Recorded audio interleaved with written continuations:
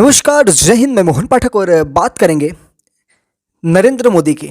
हमने अभी बात की थी, थाईलैंड में पहुंचे थे नरेंद्र मोदी और वहां पर बांग्लादेश के अंतरिम सरकार के जो मुखिया हैं उनसे मुलाकात की और उनको ये भी समझाया कि बेटा सुनो, थोड़ा ठीक से रहो और कुछ ज़्यादा मत बोला करो। जैसे उन्होंने सेवन सिस्टर्स के बारे में बोला था, जो हमारे भारत का है, समुद्र तटीय इलाके हैं, और चाइना को रिझाने की कोशिश कर रहे थे। तो नरेंद्र मोदी ने उनको समझाया कि बेटा थोड़ा ठीक से रहो, तुम्हारी अस्थाई सरकार नहीं है और बांग्लादेश को हमने ही बनाया है। और भी बहुत सारी चीज़ें बोली थी कि हिंदुओं पे जो वहाँ पे अल्पसंख्यकों पर अत्याचार हो रहे हैं उन सारी चीज़ों को थोड़ा कंट्रोल में रखो, नहीं तो इसका खामियाजा भुगतना पड़ जाएगा। ऐसे थोड़ा अपने तरीके से समझाया इन्होंने बंद कमरे में या हॉल में। तो उस पर हमने डिटेल लेक्चर लिया है, वो आप जाकर हमारे इसी चैनल पर देख सकते हैं। अभी हम बात करने वाले हैं प्रधानमंत्री मोदी का वो दौरा जो सबसे ज़्यादा चर्चित बन रहा है, क्योंकि कच्चा थीवू एक ऐसी जगह है जिसके लिए कहीं ना कहीं भारत और श्रीलंका दोनों इस पर कंट्रोवर्सी मना लेते हैं। इस पर डिटेल में चर्चा करेंगे, लेकिन आपको ले चलेंगे। प्रधानमंत्री मोदी ने 2023 में कुछ बातें कही थी। 2023 में उन्होंने संसद में कहा था कि इंदिरा गांधी की सरकार ने 1974 में भारत माता का एक हिस्सा श्रीलंका को दे दिया था। वे रामेश्वरम के नज़दीक एक द्वीप की बात कर रहे थे। कौन सा द्वीप? कच्चा थीवू द्वीप की बात कर रहे थे। और 2015 में केंद्र सरकार के अटॉर्नी जनरल ने सुप्रीम कोर्ट में कहा था कि यह मामला अंतर्राष्ट्रीय कानून और कूटनीति से जुड़ा है। कच्चा थीवू को वापस लेने के लिए अब जंग लड़नी पड़ेगी, क्योंकि श्रीलंका इसे खुद कभी नहीं छोड़ेगा। इन सारी चीज़ों के बीच, भारत और श्रीलंका के बीच ये सब बातें चल ही रही थी पिछले 10 सालों में। लेकिन अगर अब देखें तो प्रधानमंत्री नरेंद्र मोदी श्रीलंका दौरे पर पहुंचे हुए हैं और ये दौरा कोई आम दौरा नहीं है। आपको बता दें कि 2 मार्च को तमिलनाडु विधानसभा में सर्वसम्मति से एक प्रस्ताव पारित किया गया था कि केंद्र सरकार श्रीलंका से कच्चा थीवू द्वीप वापस ले, और इस प्रस्ताव को भाजपा ने भी समर्थन दिया था। यानी कि कच्चा थीवू द्वीप को लेने के लिए अब पूरा का पूरा मामला सेट हो चुका है। इसकी लोकेशन के बारे में चर्चा करेंगे, इसके विस्तार के बारे में चर्चा करेंगे और ये भी चर्चा करेंगे कि प्रधानमंत्री नरेंद्र मोदी क्या इस पर कुछ बातें करने वाले हैं, क्योंकि इस पर एक लेक्चर मुझे याद है कि आज से 6 महीने पहले मैंने ले रखा है। ठीक है, तो भारत में अगर हम बात करें, तमिलनाडु राज्य है और श्रीलंका के बीच काफ़ी बड़ा समुद्री क्षेत्र है। हम आपको बता दें कि जो राम सेतु है वो भी यहीं से निकलता है, रामेश्वरम से। आप देखेंगे तो काफ़ी बीच तक जाता है और श्रीलंका वहाँ से दिखाई भी देता है। इस समुद्री क्षेत्र को पाक स्टेट कहा जाता है। यहाँ कई सारे द्वीप हैं, जिसमें से एक द्वीप का नाम कच्चा थीवू है। श्रीलंका के विदेश मंत्रालय की वेबसाइट के मुताबिक कच्चा थीवू 285 एकड़ में फैला एक द्वीप है। ये द्वीप बंगाल की खाड़ी और अरब सागर को जोड़ता है। आपको पता है कि बंगाल की खाड़ी कहाँ है और अरब सागर कहाँ है, तो उसको ये क्या करता है, जोड़ता है। ये द्वीप 14वीं शताब्दी में एक ज्वालामुखी विस्फोट के बाद बना था, जो रामेश्वरम से करीब 19 किलोमीटर और श्रीलंका के जाफना जिले से करीब 16 किलोमीटर की दूरी पर है। रॉबर्ट पार्क 1755 से 1763 तक मद्रास प्रांत के अंग्रेज गवर्नर हुए। इस समुद्री क्षेत्र का नाम रॉबर्ट पार्क के नाम पर ही पाक स्टेट रखा गया। अब पाक स्टेट को आप लोग पाकिस्तान से मत जोड़ लीजिएगा। ये रॉबर्ट पार्क थे जो यहाँ के गवर्नर थे, अंग्रेज गवर्नर थे, जिनके नाम पर ही रखा गया है। खैर, इसे बदल देना चाहिए अभी तो। 17वीं सदी में रघुनाथ देव किलावन ने खुद को रामनाथ साम्राज्य का राजा घोषित कर दिया था। इसके बाद कच्चा थीवू द्वीप पर उनका राज हो गया था। समुद्र के बीचों बीच स्थित इस वीरान द्वीप पर भारत और श्रीलंका दोनों देशों के मछुआरे आते थे और जाल सुखाने के लिए इसका इस्तेमाल किया करते थे। अंग्रेजों के दौर में रामनाथ साम्राज्य मद्रास प्रेसिडेंसी का हिस्सा बन चुका था। उन्होंने 1902 में इस द्वीप पर शासन का अधिकार रामनाथपुरम साम्राज्य के राजा को दिया। इसके बाद रामनाथपुरम के राजा यहाँ के लोगों से मालगुजारी वसूलते थे। वो अंग्रेज अधिकारी को इसके बदले में एक खास रकम देते थे। 1913 में भारत सरकार के सचिव और रामनाथपुरम के राजा के बीच एक समझौता हुआ था। इस समझौते के मुताबिक कच्चा थीवू को तब की सिलोन यानी श्रीलंका के बजाय भारत का हिस्सा बताया गया।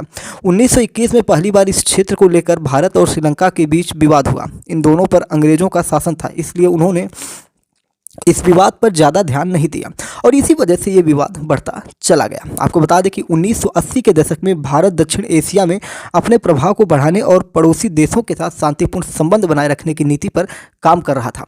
श्रीलंका के साथ सीमा विवाद को खत्म करना इसी प्लान का हिस्सा बन चुका था। 1974 से 1976 के बीच उस समय की भारतीय प्रधानमंत्री जिन्हें दुर्गा का अवतार कभी कहा गया था, किसके द्वारा? अटल बिहारी वाजपेयी के द्वारा। ठीक है, तो वही प्रधानमंत्री इंदिरा गांधी और श्रीलंका की पीएम सिरिमाओ भंडारनायके ने 4 समुद्री जल समझौतों पर दस्तखत किए। इसके तहत भारत ने इस द्वीप को श्रीलंका को सौंप दिया। तब से श्रीलंका इस द्वीप पर कानूनी तौर पर अपना दावा ठोकता है। जब भारत सरकार ने इस द्वीप को लेकर श्रीलंका के साथ समझौता किया था तो तमिलनाडु सरकार ने इसका विरोध किया था। तब तमिलनाडु के तत्कालीन मुख्यमंत्री एम करुणानिधि ने प्रधानमंत्री इंदिरा गांधी को पत्र लिखकर कहा था कि ये द्वीप ऐतिहासिक रूप से रामनाथ साम्राज्य की जमींदारी का हिस्सा है। ऐसे में भारत सरकार को किसी भी कीमत पर यह इलाका श्रीलंका को नहीं देना चाहिए। हालांकि इस समझौते के तहत भारतीय मछुआरों को यहाँ मछली मारने और जाल सुखाने की इजाज़त दी गई थी। इसी वजह से भारतीय मछुआरे वहाँ जाते रहते थे। लेकिन 2009 में कुछ ऐसा हुआ कि श्रीलंका नौसेना वहाँ जाने वाले भारतीय मछुआरों को गिरफ्तार करने लगी थी। मामला यहीं से सब बिगड़ गया। 1902 से पहले रामनाथ या रामनाथपुरम साम्राज्य का इस द्वीप पर शासन था और 1902 में अंग्रेजों ने इस द्वीप को कब्जे में लेकर इसे पट्टे पर रामनाथपुरम साम्राज्य को दे दिया। 1913 में द्वीप को लेकर भारत सरकार के सचिव और रामनाथपुरम के राजा के बीच एक समझौता हुआ। फिर 1974 में इंदिरा गांधी ने तब श्रीलंका की राष्ट्रपति सिरिमाओ भंडारनायके के साथ समझौता करके द्वीप श्रीलंका को दे दिया। 1991 में तमिलनाडु विधानसभा ने एक प्रस्ताव पारित कर केंद्र से इस द्वीप को वापस लेने की मांग की। फिर 2008 में तमिलनाडु के तत्कालीन मुख्यमंत्री जयललिता ने सुप्रीम कोर्ट में कच्चाथीवू द्वीप समझौता रद्द करने की मांग की थी। 2023 में तमिलनाडु के मुख्यमंत्री M.K. स्टालिन ने पीएम मोदी को पत्र लिखकर इस द्वीप को वापस लेने की मांग की थी। समझौते के बाद श्रीलंका ने धीरे धीरे कच्चाथीवू पर कंट्रोल बढ़ाना शुरू किया। 1980 के दशक में श्रीलंकाई सेना ने जब मछुआरों को कच्चाथीवू के पास पकड़ना शुरू किया और फिर पकड़ा ही नहीं, उन पर जुर्माना भी लगाया। कई बार वहाँ पे बड़ी घटनाएं हुई, लोगों ने आपस में लड़ाइयाँ भी कर लीं। इससे तमिलनाडु के मछुआरे समुदाय में गुस्सा बढ़ता चला गया और उन्होंने राज्य सरकार से इस मुद्दे को उठाने की मांग भी कर डाली। कई बार उन्होंने सरकार पर प्रेशर बनाया। तमिलनाडु में 1980 के दशक में क्षेत्रीय दल जैसे DMK और AIADMK सत्ता में थे। दोनों ही दलों ने मछुआरों के हितों को अपने राजनीतिक एजेंडे का हिस्सा बनाया। कच्चाथीवू का मुद्दा तमिल अस्मिता और राज्य के अधिकारों से जोड़ दिया गया। मामला बढ़ गया। 1991 में जब जयललिता AIADMK की मुख्यमंत्री थी, जब सत्ता में आई तो उन्होंने इस मुद्दे को जोर शोर से उठाना शुरू किया और केंद्र सरकार पर दबाव बनाया कि कच्चाथीवू को वापस लिया जाए। यह एक लोकप्रिय राजनीतिक मुद्दा बन गया जिससे वोट बैंक को मजबूत करने में मदद मिल गई और भारत श्रीलंका के बीच हुए इस समझौते के 15 साल बाद ही 1991 में तमिलनाडु विधानसभा ने कच्चाथीवू को एक बार फिर से भारत में मिलाने की मांग कर दी। इसके लिए राज्य सरकार ने एक प्रस्ताव पास कर दिया। साल 1983 में श्रीलंका में तमिल और सिंहली समुदाय के बीच तनाव को लेकर गृह युद्ध छिड़ गया था। तब श्रीलंका की उत्तरी सीमाओं पर तमिल उग्रवादी संगठन LTTE का कब्जा हो गया था। LTTE का, ठीक है। इस वजह से तमिलनाडु के मछुआरे मछली पकड़ने के लिए इस द्वीप पर आसानी से पहुंचते थे। ऐसे में कच्चाथीवू को लेकर विवाद कुछ साल के लिए थम गया था। साल 2009 में श्रीलंका की सरकार और LTTE के बीच की लड़ाई लगभग खत्म होने वाली थी। इससे पहले 2008 में जयललिता ने 1974 और 1976 के बीच हुए कच्चाथीवू द्वीप समझौते को रद्द करने के लिए सुप्रीम कोर्ट का रुख कर दिया। ऐसे में श्रीलंका सरकार ने अपनी सीमाओं पर सुरक्षा व्यवस्था को मजबूत कर दिया। जब भी तमिलनाडु के मछुआरे मछली मारने के लिए इस द्वीप के करीब जाते थे, श्रीलंका की पुलिस उन्हें गिरफ्तार कर लेती थी। इसी वजह से तटीय क्षेत्र में रहने वाले लोग इस द्वीप को वापस लेने की मांग एक बार फिर से करने लगे। श्रीलंका सरकार कहती है कि समुद्र में उसके जल क्षेत्र में मछलियों और दूसरे जलीय जीवों की कमी हो गई है, जिससे उनके मछुआरे जो वहाँ के मछुआरे हैं उनकी आजीविका प्रभावित हुई है। ऐसे में भारत के मछुआरों को इस क्षेत्र में मछली मारने की इजाज़त नहीं दी जा सकती है, यानी कि मछली की कमी होने का हवाला दिया गया। हर साल फरवरी में रामेश्वरम से हजारों लोग कच्चाथीवू द्वीप पर बने सेंट एंथोनी चर्च में प्रार्थना करने के लिए जाते हैं।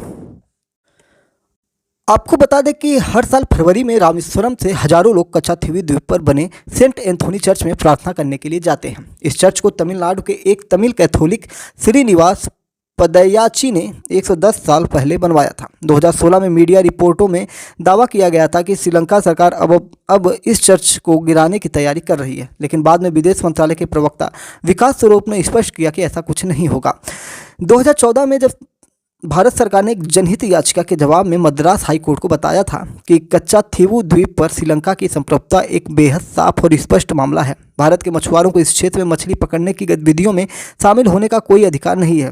2015 में बीजेपी नेता सुब्रमण्यम स्वामी ने सुप्रीम कोर्ट में याचिका दायर की थी, जिसमें कहा गया कि कच्चा थीवू को वापस लेने की मांग इन्होंने की। उनका तर्क था कि यह समझौता संसद की मंजूरी के बिना किया गया था, इसलिए यह अवैध है। इस याचिका के जवाब में केंद्र सरकार की ओर से अटॉर्नी जनरल रोहतगी ने कोर्ट को बताया कि यह मामला अंतर्राष्ट्रीय कानून और कूटनीति से जुड़ा है, न कि केवल घरेलू कानून से। उन्होंने कहा कि इसे वापस लेना तभी संभव है जब भारत और श्रीलंका के बीच जंग हो, क्योंकि श्रीलंका इसे खुद छोड़ने को तैयार नहीं होगा। श्रीलंका के प्रधानमंत्री रानिल विक्रमसिंघे ने चेन्नई स्थित तमिल टीवी चैनल को एक इंटरव्यू 2015 में दिया था।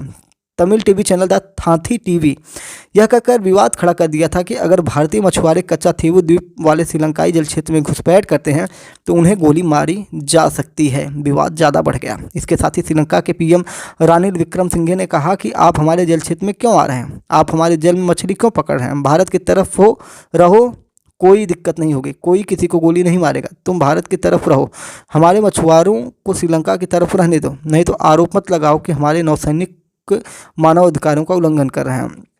मामला बढ़ा। फिर 2023 में श्रीलंका के राष्ट्रपति रनिल विक्रमसिंघे नई दिल्ली की यात्रा पर आने वाले थे। इससे ठीक पहले तमिलनाडु के मुख्यमंत्री एम.के. स्टालिन ने प्रधानमंत्री नरेंद्र मोदी को पत्र लिखकर उनसे श्रीलंकाई पीएम के सामने इस द्वीप से जुड़े 2 मुद्दे उठाने की मांग कर दी थी। श्रीलंका कच्चा थीवू द्वीप भारत को वापस करें, श्रीलंका के प्रधानमंत्री को बताएं कि इस द्वीप से तमिल लोगों की जनभावना जुड़ी है। 2024 में तमिलनाडु बीजेपी चीफ के अन्नामलाई ने कच्चा थीवू के बारे में जानकारी को लेकर आरटीआई दायर की थी। इसमें लिखा है कि साल 1974 में भारत के तत्कालीन प्रधानमंत्री इंदिरा गांधी और श्रीलंका के राष्ट्रपति श्रीमावो भंडारनायके ने एक समझौता किया था। इसके तहत कच्चा थीवू द्वीप को श्रीलंका को औपचारिक रूप से सौंप दिया गया था। उस रिपोर्ट में यह भी कहा गया था इंदिरा ने तमिलनाडु में लोकसभा कैंपेन को देखते हुए यह समझौता किया था। इस मुद्दे को उठाकर पीएम मोदी ने कांग्रेस को घेरने की कोशिश भी की थी। तो ये सारी चीज़ें जो हैं बड़ा खतरनाक साबित होगा अगर समझौता सही से नहीं हुआ। चलिए, अभी हम जब ये लेक्चर बना ही रहे थे तभी अपडेट्स आ गई हैं और इसमें प्रधानमंत्री नरेंद्र मोदी और श्रीलंका के बीच में बातें हो चुकी हैं। तो आइए उसको भी इसी क्रम में हम ले लेते हैं। श्रीलंका और भारत के बीच में क्या बातें हुई हैं आपको बता दें, फिर से एक बार रिकॉल करा दें कि प्रधानमंत्री नरेंद्र मोदी 3 दिन के दौरे पर हैं। यहाँ पीएम मोदी और श्रीलंकाई राष्ट्रपति अनुराग कुमारा दिसानायके के बीच द्विपक्षीय बातचीत हुई है। इस दौरान मोदी ने भारतीय मछुआरों की गिरफ्तारी पर चर्चा कर दी है। जो गिरफ्तारियां होती हैं उस पर बात हुई है। मोदी ने कहा कि यह मछुआरों की आजीविका का मुद्दा है। हमने मछुआरों को तुरंत रिहा करने और उनकी नावों को छोड़ने पर बात की है। हम सहमत हैं कि हमें इस मामले में इंसानियत के साथ आगे बढ़ना चाहिए। तमिल मुद्दे पर मोदी ने कहा कि उन्हें यकीन है कि श्रीलंका सरकार तमिलों की उम्मीदों को पूरा करेगी और श्रीलंका के संविधान के तहत मिले पूरे अधिकारों को लागू करेगी। राष्ट्रपति दिसानायके ने क्या कहा? उन्होंने कहा कि मैंने पीएम मोदी से कहा कि ज़रूरत के समय भारत की मदद हमारे लिए बेहद अहम रही है। मैंने उन्हें कहा है कि श्रीलंका अपने इलाके का इस्तेमाल भारत के सुरक्षा हितों के खिलाफ नहीं होने देगा। श्रीलंका में मोदी की 7 बड़ी बातों की अगर हम बात करें तो उन्होंने कहा कि सरकार तमिलों को उनका पूरा अधिकार दें, तमिल समुदाय के लिए 10,000 घरों का निर्माण करें, मछुआरों को तुरंत रिहा करें और उनकी नावों को वापस करें, पूर्वी प्रांतों के विकास के लिए 65 करोड़ रुपए का पैकेज दें, लोन पर ब्याज दर कम किया गया, $10 मिलियन के लोन को ग्रांट में बदला। भारत श्रीलंका के बीच डिफेंस कोऑपरेशन एग्रीमेंट पर काम पूरा हुआ है। आपको बता दें कि प्रधानमंत्री नरेंद्र मोदी को मित्र भूषण अवार्ड भी दिया गया है। ये चीज़ खास है, आपको ध्यान में रखना होगा कि प्रधानमंत्री नरेंद्र मोदी को श्रीलंका में मित्र भूषण अवार्ड दिया गया। इसके बारे में थोड़ा सा जान लेते हैं। श्रीलंका के राष्ट्रपति अनुराग कुमार दिसानायके ने प्रधानमंत्री नरेंद्र मोदी को मित्र भूषण अवार्ड दिया है। मित्र भूषण अवार्ड श्रीलंका का गैर नागरिकों के लिए सर्वोच्च सम्मान होता है, यानी कि जो श्रीलंका का नहीं है, श्रीलंका के बाहर का है, तो उसके लिए सबसे बड़ा सम्मान यही होता है। मोदी ने कहा कि यह सम्मान केवल मेरा नहीं बल्कि यह 140 करोड़ भारतीयों का सम्मान है। यह भारत और श्रीलंका के लोगों के बीच ऐतिहासिक संबंधों और गहरी मित्रता का सम्मान है। पीएम मोदी ने कहा कि राष्ट्रपति दिसानायके ने अपनी पहली विदेश यात्रा के लिए भारत को चुना था और उनके पहला विदेशी मेहमान बनने का सौभाग्य मुझे मिला। यह हमारे विदेशी संबंधों की गहराई का प्रतीक है। मोदी मित्र भूषण सम्मान पाने वाले चौथे व्यक्ति हैं। इससे पहले भी 3 लोगों को मिल चुका है। इसमें अगर हम बात करें तो ममून अब्दुल गयूम ये मालदीव के पूर्व राष्ट्रपति थे, इन्हें 13 फरवरी 2008 में दिया गया था। यासिर अराफात फिलिस्तीन के पूर्व राष्ट्रपति हैं, इन्हें 2 जनवरी 2014 मरणोपरांत दिया गया था। महमूद अब्बास ये फिलिस्तीन के वर्तमान राष्ट्रपति हैं, 2 जनवरी 2014 को इनको उस समय दिया गया था। फिलिस्तीन के उस समय के ये राष्ट्रपति थे। और प्रधानमंत्री नरेंद्र मोदी वर्तमान में प्रधानमंत्री हैं, इनको 5 अप्रैल 2025 को ये मोदी को मित्र भूषण सम्मान दिया गया है।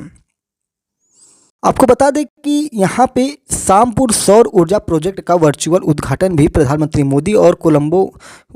मोदी और श्रीलंका के राष्ट्रपति अनुरा कुमार दिसानायके ने किया है। कौन सा है? सामपुर सौर ऊर्जा प्रोजेक्ट, ठीक है, कोलंबो में ये किया गया। सामपुर एक 120 मेगावाट का सौर ऊर्जा प्रोजेक्ट है, यानी कि 50 मेगावाट प्रथम चरण प्लस 70 मेगावाट दूसरे चरण में होगा, जो श्रीलंका के पूर्वी त्रिकोमाली जिले में स्थित है। भारत की नेशनल थर्मल पावर कॉरपोरेशन और श्रीलंका की सेलोन इलेक्ट्रिसिटी बोर्ड CEB मिलकर इसे डेवलप कर रहे हैं। इस प्रोजेक्ट का मकसद श्रीलंका की ऊर्जा जरूरतों को पूरा करना, जीवाश्म ईंधन पर निर्भरता कम करना और नवीकरणीय ऊर्जा को बढ़ावा देना है। सामपुर श्रीलंका के त्रिकोमाली जिले में स्थित है, जो लिबरेशन टाइगर्स ऑफ तमिल इलम के प्रभाव वाले क्षेत्र में शामिल था। 2006 तक सामपुर LTTE यानी कि लिबरेशन टाइगर्स ऑफ तमिल इलम के नियंत्रण में था। जब श्रीलंकाई सेना ने सैन्य कार्रवाई कर इसे वापस लिया तो कई तमिल परिवार विस्थापित हुए और विवाद शुरू हुआ कि उस जमीन का उपयोग कैसे किया जाए। पहले भारत और श्रीलंका ने मिलकर यहाँ कोयला आधारित बिजली परियोजना लगाने की योजना बनाई थी, लेकिन तमिल संगठनों और स्थानीय लोगों ने इसका विरोध किया।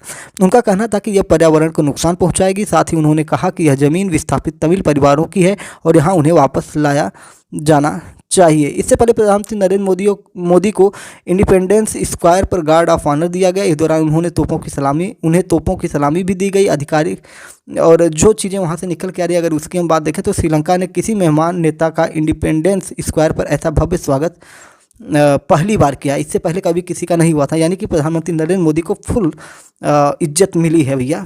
अपने भारत वाली भाषा में कहें ना तो पूरी दबंगई के साथ मोदी जी वहाँ पे हैं।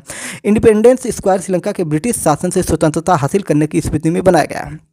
श्रीलंका में विदेशी नेताओं का स्वागत आमतौर पर राष्ट्रपति भवन, भंडार Nike memorial international conference hall में होता रहा है। पीएम मोदी का यह चौथा श्रीलंका दौरा है। इससे पहले वे 2015, 17, 2019 में दौरा कर चुके हैं। ये 25 का दौरा है, चौथा।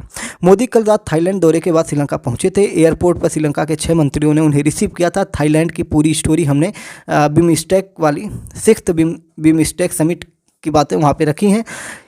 एक वीडियो है उसमें, उसे आप जाकर देख सकते हैं। और विदेश मंत्री विजिता हेराज, स्वास्थ्य मंत्री नलिंदा जयतिशा, श्रम मंत्री अनिल जयंता, मत्स्य पालन मंत्री रामलिंगम चंद्रशेखर, महिला एवं बाल मामलों की मंत्री सरोजा सावित्री पालराज और विज्ञान एवं प्रौद्योगिकी मंत्री क्रिसांथा अबेसेना शामिल थे। इस मौके पर एयरपोर्ट पर भारी संख्या में भारतीय मोदी के नारे लगाते हुए देखे गए। भारत और श्रीलंका के बीच मछुआरों से जुड़ा एक संवेदनशील और लंबे समय से चल रहा विवाद, जो मुख्य रूप से पारंपरिक मछली पकड़ने के अधिकारों और समुद्री सीमा उल्लंघन से जुड़ा था। तमिलनाडु और श्रीलंका के मछुआरे पाक स्टेट और मन्नार की खाड़ी में मछली पकड़ते हैं। यह इलाका समुद्री जैव विविधता से भरपूर है, लेकिन भारत और श्रीलंका की समुद्री सीमाएं निर्धारित है और इनका उल्लंघन करना अंतर्राष्ट्रीय अपराध माना जाता है। अक्सर तमिलनाडु के मछुआरे मछली पकड़ने के लिए श्रीलंकाई जल क्षेत्र में घुसते हैं और उन्हें पकड़ लिया जाता है। तो ये सारी चीज़ें हुई तो हुई, लेकिन भारत और श्रीलंका के बीच कुछ और भी बातें हुई जिनमें कुछ समझौतों पर मुहर लगी है। इनमें भारत और श्रीलंका के बीच रक्षा सहयोग पर समझौता हुआ है। त्रिकोमाली को ऊर्जा के केंद्र के रूप में विकसित करने पर समझौता हुआ है। पूर्वी प्रांत के लिए बहुक्षेत्रीय अनुदान सहायता पर करार हुआ है। स्वास्थ्य और चिकित्सा के क्षेत्र में सहयोग पर करार हुआ है। यूनिक डिजिटल आइडेंटिटी प्रोजेक्ट में भारत की भागीदारी होगी। भौतिक, डिजिटल और ऊर्जा कनेक्टिविटी को बढ़ावा देना होगा। लोन स्ट्रक्चर को अंतिम रूप देने की बात की गई है। तो उम्मीद है कि आपको सारी चीज़ें समझ में आ चुकी होंगी जिस पर हमने चर्चा की थी। पूरा डिटेल में हमने बिमस्टेक और फिर आपका श्रीलंका दौरा प्रधानमंत्री मोदी का बता दिया है। बाकी जो चीज़ें हमको लगेगा इंपॉर्टेंट है उन्हें शॉर्ट के माध्यम से उसमें हम दिखा रहे हैं। आप पूरे दौरे को शॉर्ट के माध्यम से भी देख सकते हैं। फिर से एक बार याद दिलाना दूँ, चैनल पर नए हैं तो चैनल को सब्सक्राइब करके daily current affairs, news analysis के लिए हमारे साथ जुड़ सकते हैं। जय नमस्कार, भारत माता की जय। अपने विचारों को कमेंट बॉक्स में बता सकते हैं।